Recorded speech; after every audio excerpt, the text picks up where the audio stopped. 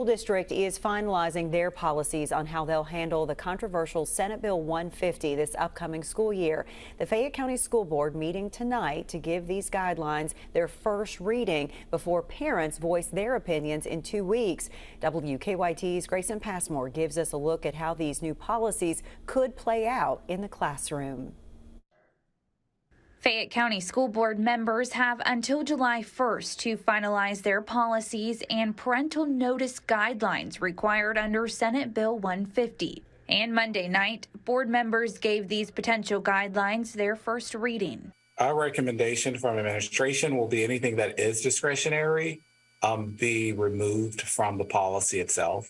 As it's written, all districts in the state are required to adopt a student privacy rights policy. It says students are not allowed to use restrooms, locker rooms, or shower rooms that are reserved for students of a different biological sex. But under KDE's guidance, there is one part of the law open to each district's own interpretation.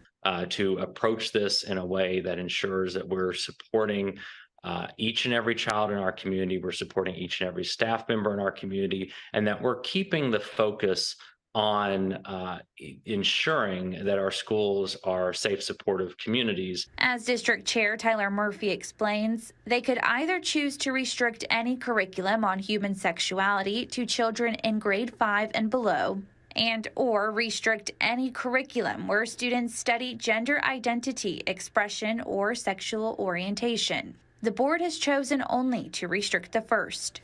We want to keep the focus on student success and on supporting each and every child and avoiding the things that are going to distract us from that mission, that goal, and that work. In Fayette County, Grayson Passmore, WKYT. Well, the June 26th meeting will be open to the public for comment on the school board's SB 150 policies. After public comment is held, then the board could vote to approve their guidelines for the upcoming school year.